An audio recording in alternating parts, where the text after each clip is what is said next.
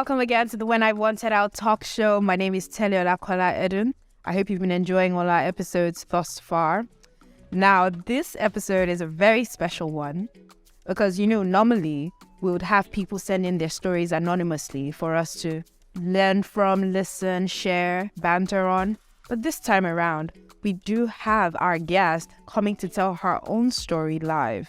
We would hear from her on what happened in her marriage, why she wanted out, and she'll give us advice. I hope we can all learn from her story. Now with me, her name is Miss Folashade. Thank you so much for coming.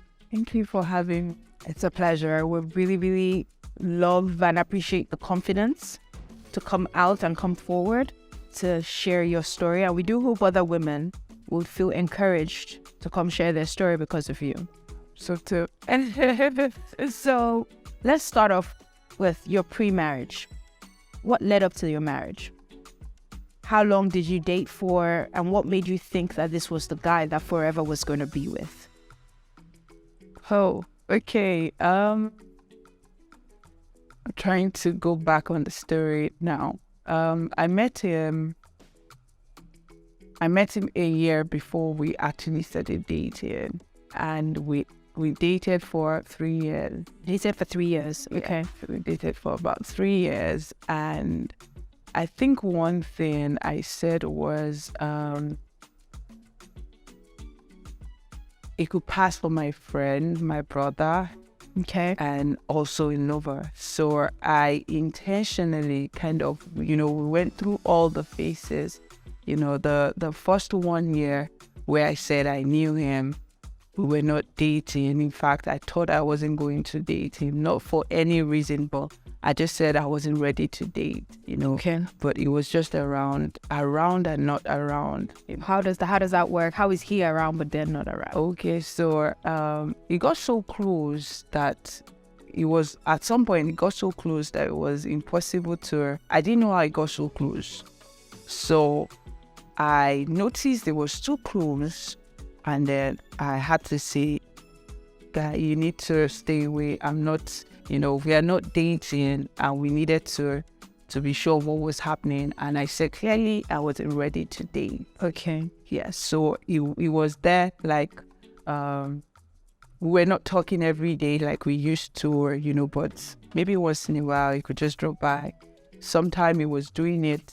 Was this just before you got married? No. Okay, this was just before you started dating. Dating. Okay, so once you started dating, how long did you date for before 3 years? You dated for 3 years, then you got married. Yes. And in those 3 years, what did you see about him that said, this one is my husband? Okay, so basically, I think I've been quite an intentional person. Okay. So when we were going to date, we had this conversation where I said, okay, I don't know what you've seen, but as much as possible, if we're going to date, I'm not dating. We defined it and said we're not dating just for dating's sake. Mm-hmm. So if we're looking to having something great come out of this, then we've got to be real with each other. So you started doing counseling, or what was it that you were doing in 3 years? That we're not intentional. We're not doing counseling, but there was really no pretense. Yes, I wasn't trying to be somebody that I was not. Right. To the extent that if we had to go on date and you can't afford it, we came through for each other. Like, I know how much you're earning, you know how much I'm earning.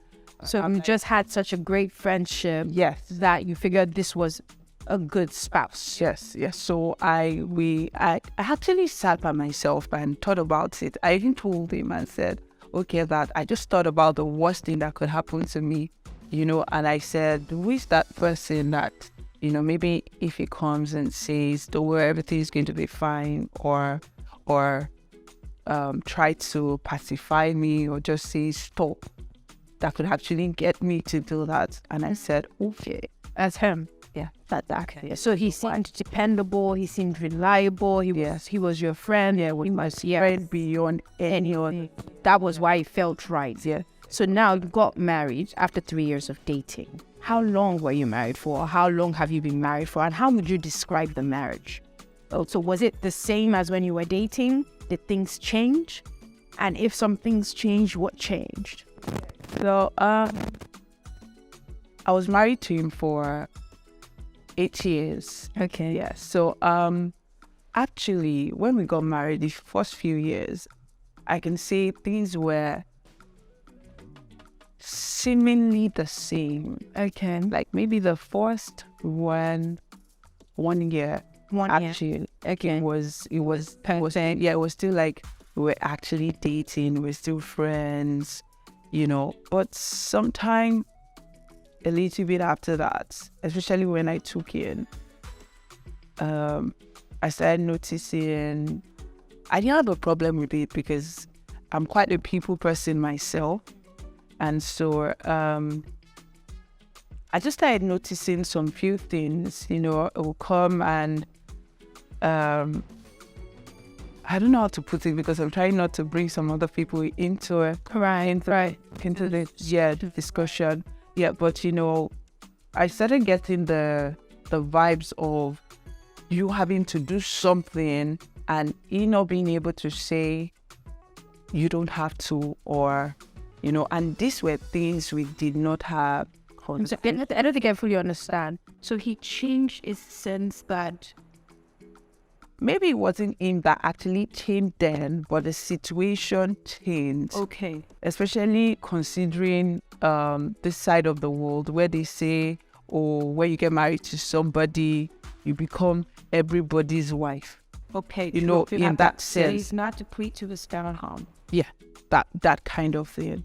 And it looks like he wasn't willing to cop that. But I said, yeah, I get start against his family or lineage. Yes, against his family. So his parents or his family had to slight control in the house. Yes, and it was quite major because the first one that happened. That in the sense that, and the way it's done is like, we're staying away from you guys, and we are trying not to interfere. Right. But there are major decisions and major things that you can actually know that the influence is actually from there. Okay. So the parents, his family had the tenant to do. Yes, but it was through him. They would come there. Yes. So as much as it's quite dicey because as much as everybody could see, it's like these people are staying away and just letting you. And if anything else, you would have thought it's my family that will be the be that very yes in the decisions, because they came and I said we're all girls in my family, and so he came in and he was like, oh brother, and that's what basically all of them call him, like brother. So you'd have thought because they were quite close and he's older than all of us, so you'd have thought my family had that influence. Well, it was his family probably into the marriage, unfortunately. Yeah, through him indirectly. Yeah, and he couldn't respond. Okay, so he couldn't keep them at bay. Yeah, and I saw the handwriting in your marriage. Yes. Okay, so was that how it was? You said 8 years, so for 7 years you could see it. Yeah, quite. You could see it. I could see it at different stages, and at some point he got up to actually fight me back. Fight you? No, fight me back. Like, okay, the pressure from family. Yeah. Yes, I noticed at some point because we had to address it. Yes. Yes.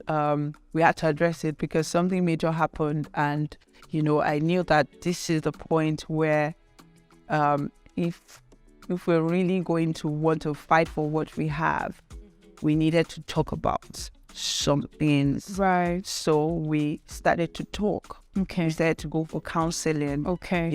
And there they began to tell us, okay, this is how to do it. This is, how to manage situations, And somehow at some point he actually rose to it as much as he could, and I must give that to him. Yeah. Yes, he did as much as he could. So at what point would you say, I know you may not really have thought it out, But at what point did it seem that this marriage was not forever anymore? At what point? What were the little things that started happening, creeping up along the way, that you were like, okay, he's angry, he's resentful, I'm angry, I'm resentful, and things just start building on top of each other, and then communication falls apart? At what point did you start seeing that? Okay, I must say that even after the major events, I still didn't feel like the marriage wasn't going to be forever. Okay.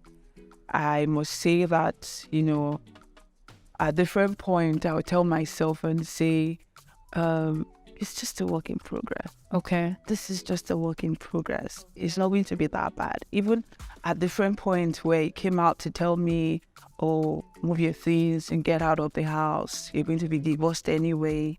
You're going to look at this person's life. That's how you're going to end up, and I'll go to him and have discussions and say, this doesn't need to happen.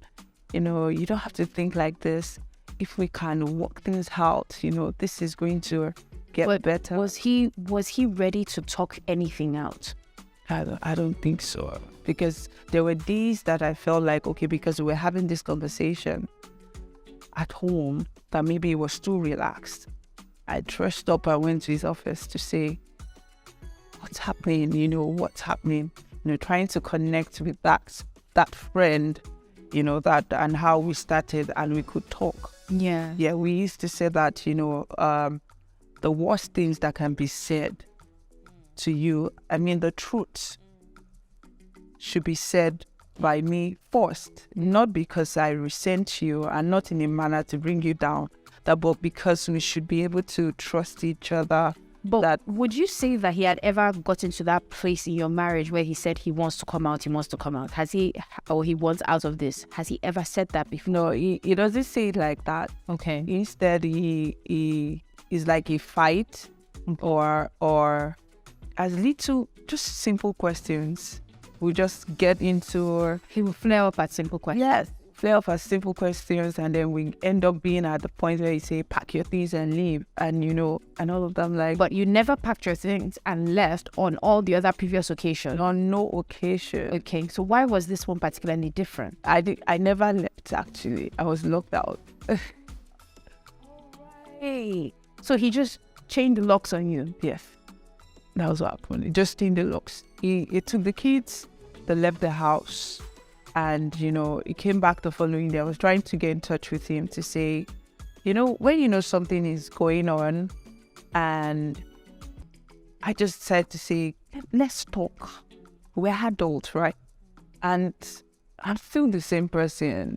I don't know what has happened to you, but I still believed that there's still something I can connect to. Yeah, so let's have a discussion and all of that. But instead, the kids were gone. He came back home the next day and he said, okay, maybe I should say something before I say that. Maybe when we got married, yeah, we were just, when you're done with school, you started working, so what's next? Yeah, looking at the time, I was also looking at myself like it's time for me to settle. Yeah, and then I did grad school. Yes. So, it just feels good, So I'm not up there. Are you trying to say that you saw some signs, but you just felt like the time was right? I'm not sure. That's what I wanted to say. I didn't even pay attention to see any steps because I found out that something that happens right now or that's been happening, I must use myself as a case study, is that we don't even know what to look for. You don't even know what this is happening. The red flags. Yeah. And so, at that point of my life, I didn't know what red flags were. Okay. But after all of these things happened, I started playing back things, even things that I was like, oh my gosh, this gives me butterflies. It's like, no, that was lost. Yeah, lost. It wasn't out of that taking off at those situations. Yeah. Yes. Okay, so now I know you said he locked you out. Yeah. But if he was telling his story, what did he say? What was his reason for saying, I'm not going to let this woman back into my house? Okay, so he claims that I locked him out. Okay, I did see that on your social media. Okay. Yeah. And somebody tried to ask and said, if she locked you out, where are the kids? Where are you? And he said, I'm in the house. And then the person said, so if she locked you out, how did you get in? And then he said, you don't get it. I'm not in the house. So I've tried to have conversations, with him. Yeah, but what is that point? A man will shout about something. He's upset about something. What is that thing that he was like, you know what? Because so eventually, I think I get where you're going to. Eventually, but at the point where he actually said what he said, yes, I was not ready to negotiate with what he was asking. Okay, so you took a stance against and because of how he even went about it. So I knew that was going to be a major compromise in my life. And you didn't want that. Especially because of how he went about it. Okay. Yeah. If he wanted to have a discussion with me, and so how did he go about it? That was, now we don't understand fully, but what is it that he did? Like, you're like, I'm not going to move. He took the kids. Okay. So because he took the kids from me, you weren't willing to have a compromise on anything? After that, for about 2 weeks, I kept on trying to reach him to say, what's happening? What exactly is... Because the kind of relationship we had, we used to... I get that, but I think what I'm trying to drive in is, why did he take those kids from you?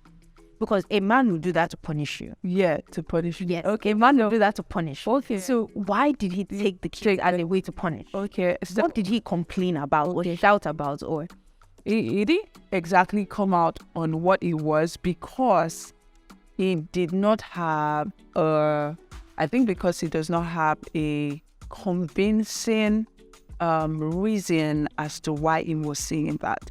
So I work with a women ministry. Okay. Like I'm director of operations of the International Women Prayer Banquet. We empower women for kingdom leadership, societal significance, and generational impact. Basically, mentally, emotionally, spiritually, socially, all around. And so all of a sudden, you were the one that said, oh, Shade, it looks like these things, you're so good with this, I wanted to do it because at some point during our marriage, I was like, oh my God, what's happening with me and all of that, and said I was going to go into personal development. I wanted to find myself and all of that. You supported and said, okay, let's do this. I mean, before he actually did that, we had a major breakdown based on something that happened. So we started going for counseling. Okay, so there was a major significant event. Yes. And then it was coupled with the idea that, okay, you're doing this prayer banquet. Yeah. And maybe not before. That major breakdown happened. Yes. And so I was trying to recover from it and all of that. So you withdrew? I withdrew, and then I found that. So you found your purpose when you withdrew? Yes. Okay. And so it looked like, oh, we are getting better. So after that, we went straight into counseling. Okay. And he was like, oh, it looks like you're good with this and you just want to do it. Just like what you're doing. Yeah. Yeah. And he said, okay, go ahead with it. And I went on with it. And all of a sudden, it seemed like he wasn't okay with that decision anymore. Just in a few months, and I keep saying, what did you see or what is wrong? So he's not saying stop it, but just drop in. So he just was against the idea of you continuing in that line, even though he supported you initially. But he didn't say it. Okay. But I knew he was giving you those kind of, and making me very uncomfortable with what I'm doing. Okay. Well, it was emotional. Yes, emotional things, and saying I'll tear down everything you live for. This thing looks like it's making you happy. By the time I'm done, you will not find it. Don't raise my children in this light, and all of those things. And I want us to drill in deeper, just for us to understand. But I want to let's have a short break, okay, so that we can recoup on our little things. But I want us to hear more about this, and I'm sure you two want to hear more. So stay tuned. We'll be right back.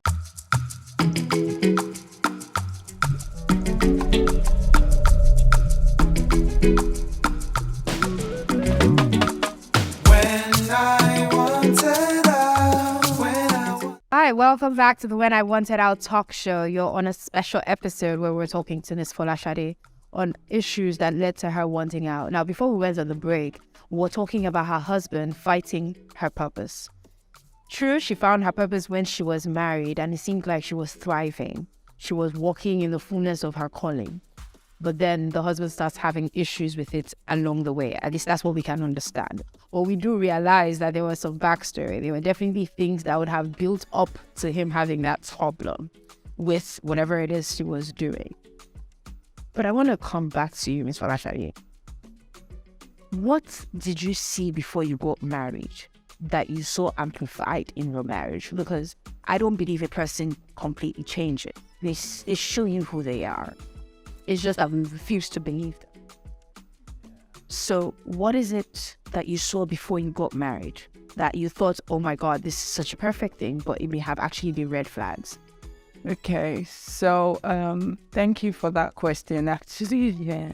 And you actually asking is taking me back on memory lanes, I think I remembered one major thing when all of this started unfolding was I remembered the first few conversations I had with him. I should have taken off. First few conversations. Maybe the third day, or the first thing was on my page. I mean, he has been sending me messages. Okay, I didn't mention that we actually met. The first contact was actually on Facebook, even though he met me or saw my page through my cousin. Okay. So I should have known from then, he sent me a couple of messages which I actually didn't respond to. Okay, were the messages cryptic, or what were the issues in the message? I can't even remember, but it was just from somebody that just felt like she's just going to answer me. That was how the message sounded, so I'll just go through it and just move on, like, who is this? Until a particular day, I just saw a message on my wall. Then it was, people used to send in books, but they don't write on people's wall, so he went on my wall and wrote there and said, I sent you messages, and if you don't respond to something, I'm going to be on this wall until you answer me, or something like that. Okay. I thought it was cute. You thought it was nice. All of a sudden right now, I'm looking at, Okay. based on the other messages that had been sent, if I had that up, I mean, I used to tell people, like, oh, that I saw, and I still have that message. And I looked back at it, when all of these things started, I'm like, Shade, no, you shouldn't have even, responded. Okay, so you could see that he would threaten in a way that looked cute. Yeah. If you don't do this, I would do this. But Don't do that. Yeah. Okay, so there was that stuff. Yes, because after that, if I just started speaking to him again, and then he said something like, "Oh, I'm going to marry you eventually," and it was cute. It was cute. Yeah. The control was a little bit. Yeah, it was in it. Okay. So how did that manifest greater in marriage? How did that become full-blown in marriage? Well, I would say whatever he wants to do, He would do it. Yeah. He's not accountable to you. We are not saying no, yeah, no.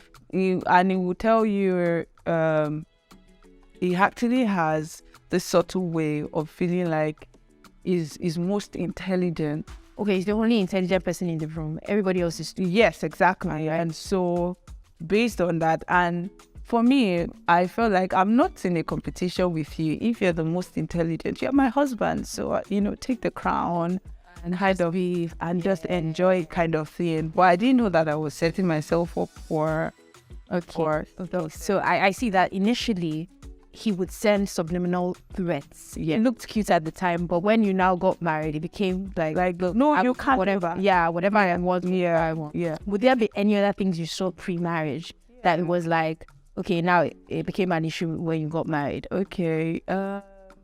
I think another major thing that we used to talk about, and he used to gloat about it, I mean, when he's saying it, was that there was a time he told me at that time I didn't have a boyfriend, and I was at my mom's friend's place, and these people are into all this prayer ministries and all of that, and I just went visiting. And so the husband came and asked me and said, "Who's your boyfriend?" So in my head I'm like, oh my God, that means I'm supposed to have a boyfriend right now, right? And so if I don't have, I'm going to land somewhere to pray for 7 days and all of that. So I was like, okay. At this point, I wasn't talking to him, but I felt like, oh, nice person. And I had a few details about him. And so he asked me and said, oh, so I said, it's fine. How's your boyfriend? I said, it's fine. So who's your boyfriend? So I mentioned his own name. We're not dating. In fact, we're not talking at that time. I used to post things that, because I knew myself that I'm quite intentional. So I was one of these ladies that used to write, oh, I'm going to be beautiful, successful. And I can't remember what the last thing was. But to say that I'm going to, whatever I set my heart to do, I'm going to. So how was that a red flag though? No, he will now respond to it and say something like, oh, that he's going to marry me, and, something like, okay, he's going to be the one that all these things, and say I'm going to have a heart for him no matter how hard. Oh, many people will see that as a red flag. I thought it was cute. I mean, it's still cute. I mean, if someone does that now, it's still cute. But adding up to all of these things, so then those were the subtle, we're not talking. So would you have an overt one, like something that was in your face, that this man was doing this, I didn't realize it was bad? Okay, something like, I was having, there was this time I was having these lessons somewhere in Maryland. He was living at Lekki. Yeah, Lekki. And, he would call me and say, okay, he needed to see me. And the stuff was every weekend, like I've been busy almost all my life. So he would say, oh, he wanted to see me. And I felt like, oh, he wanted to see me, but I was in class. So he would drive all the way from Lekki to where I was, stay in the car till I finished my class.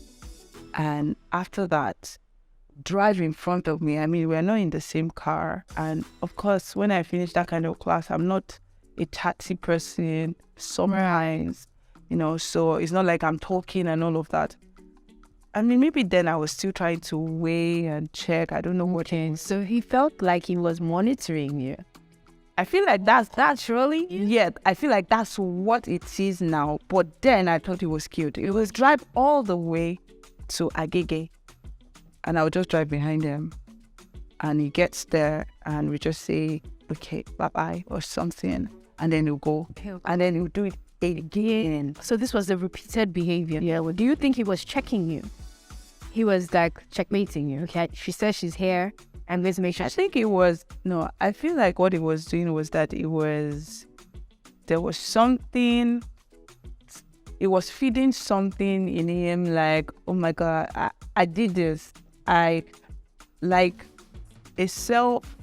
So he was gratifying his self. Yes. That I can control this. Yes, I got her covered, or in a way that if you now try to look out for yourself, it makes him very uncomfortable. So I feel like, okay, so we're saying that pre-marriage, he would always control you in subtle ways. You thought it was cute, but he was checking you. Yeah. He would stay wherever you are, watch you, come inside, check who you're talking to. Yeah. Even after I got married, sometimes if I say I'm going out with people, he might say, I'm like, it's just office people. He wants to come along. And I thought it was cute, like, okay, we'll hang out with my friends.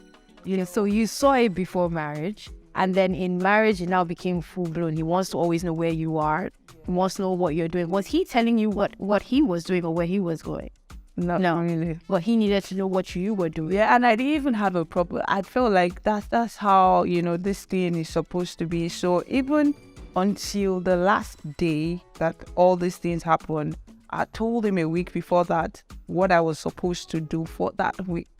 Oh, so you have to keep informing him. So he didn't even say that, but I just felt like it's something I should be doing. And what he, but left to him, sometimes it could go. There was a few weeks before that, and that's when I should have known that something was really it was so unlike me. Is it before dating or while you're married? While in marriage, a few weeks before all of these things happened, you know, it would just go and come back. There was a scenario like back to back. He would go and come back at midnight, almost midnight, and I would have to start calling different people. Like, did I just see? I won't tell you where he's going. He didn't tell me where, and he got home for me to ask and say, "Oh, where did you go to?" and all of that. What happened?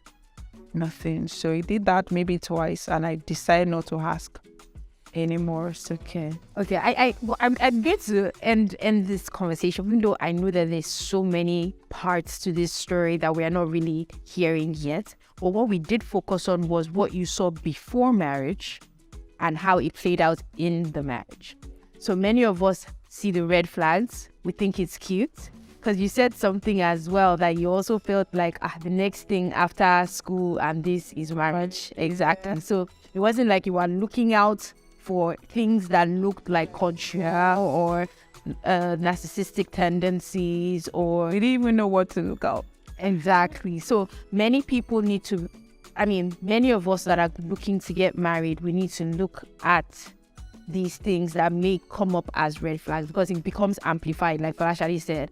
Like something that looked like, oh, it's so cute, he's lovey-dovey, but in reality, he's controlling her and trying to make sure that you're where you say you are, and maybe he just has trust issues. You know, so there are things that you see before you get married, and it amplifies itself greatly in marriage and causes a lot of disruption in communication or living together or managing each other. Yeah, but I think, I would love to have you right back on this show. We have just focused only on the pre-marriage and issues there, but I feel like there is more that led to him taking the kids, him locking you out, him saying he's not doing it anymore. I feel like there's a lot more we can unpack and a lot more that other people can learn from. But this was fantastic. Thank you for your courage. And I think I want to say something to single people out there. Yes, your advice. Yeah, I'd like to advise them to actually find themselves before they find a spouse. Find yourself before you find a spouse. Because I feel like that's a major, because all of a sudden when you find yourself, it's like you can't detach from it. Yeah, no matter what drives what I'm going, and it's going to be suicidal for you to actually try to play down on that. Yeah, to play down on that. So I think that's one thing I'm going to like to say. So thank you so very much. I hope you enjoyed this episode. And if you want Ms. Falashadi to come back, well, we're hoping that we're going to be happy. You have questions for her that you would like her to answer, feel free to send us so that we can, kind of prep her ready for the next time we're going to bring her on the show. But thank you so much for listening, and I hope you learned something. Thank you. See you, and bye-bye. My name once again, Kola-Edun. Don't forget to follow us on all our social media platforms and subscribe to our YouTube page. See you same time next week. Bye.